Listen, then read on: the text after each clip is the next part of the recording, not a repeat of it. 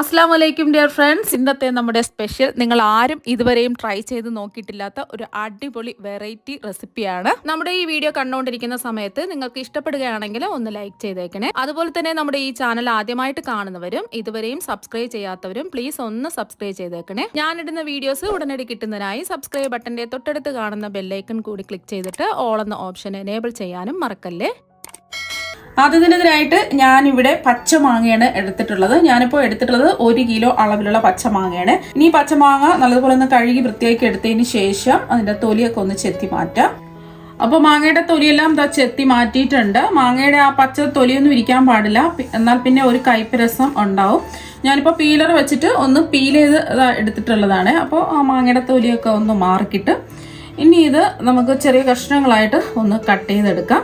അപ്പൊ മാങ്ങയെല്ലാം ചെറിയ കഷ്ണങ്ങളായിട്ട് കട്ട് ചെയ്തെടുത്തിട്ടുണ്ട്. ഇനി ഇത് മിക്സിയുടെ ജാറിലേക്ക് മാറ്റാം. അപ്പൊ മാങ്ങ കഷ്ണങ്ങളെല്ലാം മിക്സിയുടെ ജാറിലേക്ക് മാറ്റിയിട്ടുണ്ട്. ഇനി ഇത് നല്ലതുപോലെ ഒന്ന് അരച്ചെടുക്കണം. ഇതിൽ ഒട്ടും വെള്ളം ഒഴിക്കാതെയാണ് അരച്ചെടുക്കാൻ പോകുന്നത്. അഥവാ അരച്ചെടുക്കാൻ പറ്റുന്നില്ലെങ്കിൽ മാത്രം കുറച്ച് വെള്ളം ഒഴിച്ചു കൊടുത്താൽ മതി. നമ്മൾ വെള്ളം ഒഴിക്കുമ്പോൾ കുറേ സമയം നമുക്ക് എടുക്കും. അപ്പൊ വെള്ളം ഒഴിക്കാതെയാണ് ഞാനിത് അരച്ചെടുക്കുന്നത്. അപ്പോൾ മാങ്ങ വെള്ളം ചേർക്കാതെ നന്നായിട്ട് അരച്ചെടുത്തിട്ടുണ്ട്. അഥവാ അരച്ചെടുക്കാൻ പറ്റുന്നില്ലെങ്കിൽ മാത്രം കുറച്ച് വെള്ളം ഒഴിച്ചിട്ട് അരച്ചെടുക്കുക. അപ്പോൾ വെള്ളം ചേർക്കാതെ അരച്ചെടുക്കുമ്പോൾ കുറച്ച് സമയം മാത്രം മതി നമുക്കിത് തയ്യാറാക്കി എടുക്കാനായിട്ട്. പിന്നെ ഇതിൽ ഒട്ടും തരികളൊന്നുമില്ല. ചെറിയ ചെറിയ മാങ്ങയുടെ കഷ്ണങ്ങളൊക്കെ ഉണ്ടെന്നുണ്ടെങ്കിൽ ജ്യൂസൊക്കെ അരിക്കുന്ന അരിപ്പിൽ കൂടി ഒന്ന് അരിച്ചിട്ട് വേണം ഇതെടുക്കാൻ. നല്ല സ്മൂത്ത് ആയിരിക്കണം ഇത്. ഇത് തയ്യാറാക്കാൻ വേണ്ടിയിട്ട് ഒരു കടായി എടുത്തിട്ടുണ്ട്. ഫ്ലെയിം ഒന്നും ഓണാക്കി കൊടുത്തിട്ടില്ല. ഇനി നമ്മൾ അടിച്ചെടുത്ത മാങ്ങ അളന്ന് വേണം ഇതിലേക്ക് ഒഴിച്ചു കൊടുക്കാൻ. എന്നിട്ട് വേണം അതിനനുസരിച്ചുള്ള പഞ്ചസാര ചേർത്ത് കൊടുക്കാനായിട്ട്.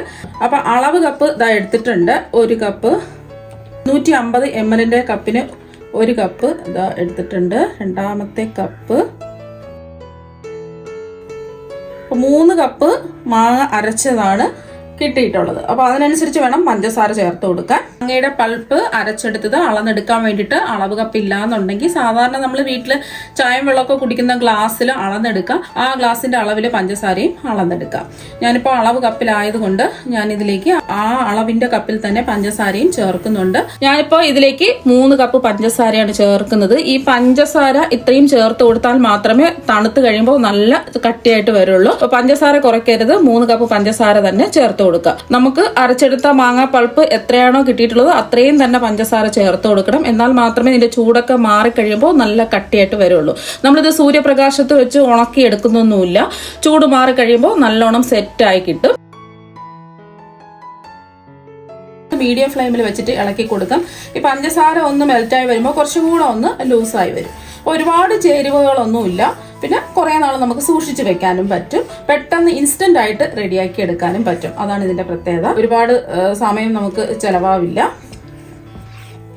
നല്ല ടേസ്റ്റുമാണ്. കുട്ടികൾക്കൊക്കെ എന്തായാലും ഇഷ്ടമാകും. അപ്പൊ കൈവിടാതെ ഒന്ന് ഇളക്കി കൊടുക്കുക. പെട്ടെന്ന് തന്നെ റെഡിയാക്കി കിട്ടും. അപ്പൊ അതുകൊണ്ടാണ് പറഞ്ഞത് പെട്ടെന്ന് തയ്യാറാക്കി കിട്ടണമെന്നുണ്ടെങ്കിൽ വെള്ളം ഒഴിക്കാതെ നമ്മൾ അരച്ചെടുക്കുക. വെള്ളം ഒഴിക്കുകയാണെന്നുണ്ടെങ്കിൽ ആ വെള്ളമൊക്കെ വറ്റി വരാൻ വേണ്ടിയിട്ട് കുറച്ച് സമയം എടുക്കും. പഞ്ചസാര മെൽറ്റായപ്പോൾ കുറച്ച് ഒന്ന് ലൂസായി വന്നിട്ടുണ്ട്. പഞ്ചസാരയ്ക്ക് പകരം ശർക്കര വേണമെന്നുണ്ടെങ്കിലും ചേർത്ത് കൊടുക്കാം.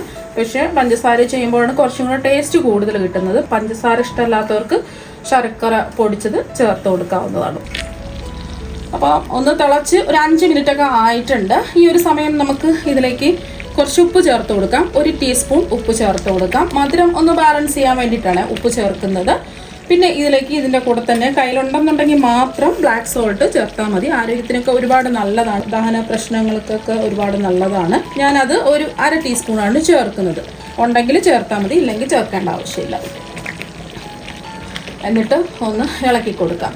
പിന്നെ നിങ്ങൾക്ക് ഇതിലേക്ക് ചാട്ട് മസാല വേണമെന്നുണ്ടെങ്കിൽ ചേർക്കാം, കുരുമുളക് പൊടി ചേർക്കാം. അതുപോലെ തന്നെ കളറിന് വേണ്ടിയിട്ട് കാശ്മീരി മുളക് പൊടിയോ സാധാരണ മുളക് പൊടിയോ ഒക്കെ ചേർത്ത് കൊടുക്കാം. പക്ഷേ യഥാർത്ഥ മാങ്ങയുടെ ആ ഒരു ടേസ്റ്റ് കിട്ടണമെന്നുണ്ടെങ്കിൽ ഞാൻ ഒന്നും ചെയ്യാതെ ഇതുപോലെ ചെയ്തിട്ടെടുക്കാം. ഞാൻ ഒന്നും ചേർക്കാതെ ഉപ്പ് മാത്രമേ ചേർക്കുന്നുള്ളൂ. ഏകദേശം ഒരു 10 മിനിറ്റ് ആകുമ്പോൾ ഇത് റെഡിയായി കിട്ടും. പെട്ടെന്ന് തന്നെ റെഡിയായി കിട്ടും. ഈ കടായിയുടെ വശങ്ങളിലൊക്കെ പിടിച്ചിരിക്കുന്നത് ഇതുപോലെ ഒന്ന് ഇളക്കി ഇട്ട് കൊടുക്കുക. ഇടയ്ക്കിടയ്ക്ക് ഇതുപോലെ ഒന്ന് ചെയ്യാം.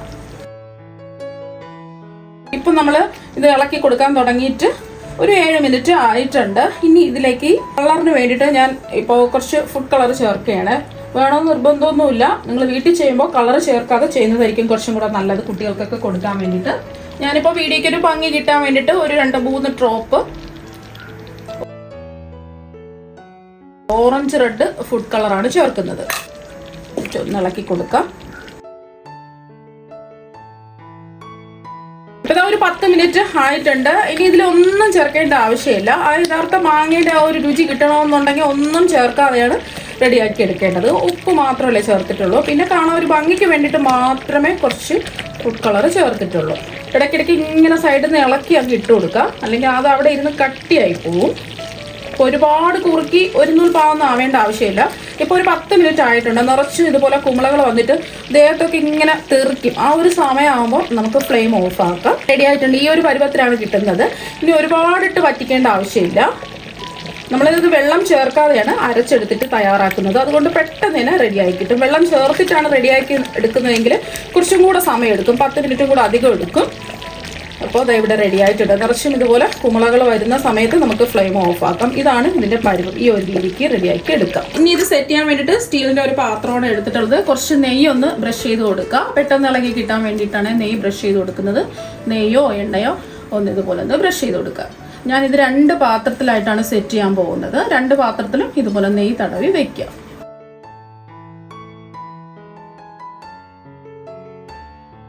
ഇത് ഞാൻ ഇപ്പോൾ അളവ് കപ്പിൽ ഒഴിച്ചിട്ട് ഇതുപോലെ അങ്ങ് ഒഴിച്ചു കൊടുക്കുകയാണ് ചെയ്യുന്നത്. ഇനി സ്പൂണൊന്നും വെച്ച് ഒന്നും ചെയ്യേണ്ട, ഒന്ന് ലെവൽ ചെയ്ത് കൊടുത്താൽ മതി. ജസ്റ്റ് ഇനി ഇതുപോലെ ഒന്ന് ആക്കി കൊടുത്താൽ മതി. സ്പൂണൊന്നും വെച്ച് ഇളക്കേണ്ട ആവശ്യമില്ല. അപ്പോൾ അതായത് ഒന്ന് ഇതുപോലെ ഒന്ന് ആക്കി കൊടുത്തതിന് ശേഷം കുറച്ച് നല്ലതുപോലെ ഒന്ന് തണുക്കാൻ വയ്ക്കുക. അപ്പോൾ പെട്ടെന്ന് സെറ്റായി കിട്ടും. സൂര്യപ്രകാശത്തിലൊന്നും വെക്കേണ്ട ആവശ്യമില്ല. പെട്ടെന്ന് ഇത് സെറ്റാവും. അപ്പോൾ അടുത്ത പാത്രത്തിലും ഒഴിച്ചു കൊടുക്കുക. ഇത് നമുക്ക് ഇതുപോലെ ഒന്ന് ലെവൽ ചെയ്ത് കൊടുക്കാം. അപ്പോൾ ഇതിന് ചൂടൊക്കെ നല്ലതുപോലെ മാറിയതിന് ശേഷം നല്ലോണം ഉറച്ച് സെറ്റായി വന്നിട്ടുണ്ട്. അപ്പോൾ ഇത് റെഡിയാക്കി എടുക്കുന്നതിന് വേണ്ടിയിട്ട് ജലാറ്റിനോ ചൈന ഗ്രാസോ അഗറാഗ്രോ കോൺഫ്ലോറോ ഒന്നും തന്നെ ആവശ്യമില്ല. നമ്മൾ പറഞ്ഞ അളവുകൾ കൃത്യമായിട്ട് എടുക്കുകയാണെന്നുണ്ടെങ്കിൽ കറക്റ്റായിട്ട് പെർഫെക്റ്റ് ആയിട്ട് നല്ലോണം സെറ്റായി കിട്ടും.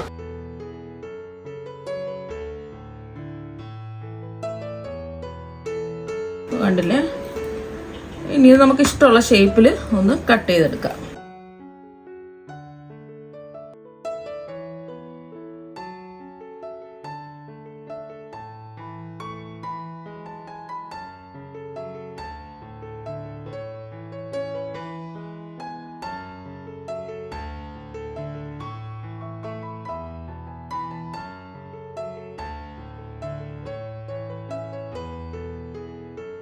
അപ്പോൾ അതാ കണ്ടില്ലേ, ജെല്ലി പോലെ നല്ല സോഫ്റ്റ് ആയിട്ടാണ് ഇരിക്കുന്നത്. കഴിക്കാൻ അടിപൊളി ടേസ്റ്റാണ്. കുട്ടികൾക്കൊക്കെ എന്തായാലും ഇഷ്ടമാകും. ഇതെല്ലാം ഒരു പ്ലേറ്റിലേക്ക് മാറ്റാം.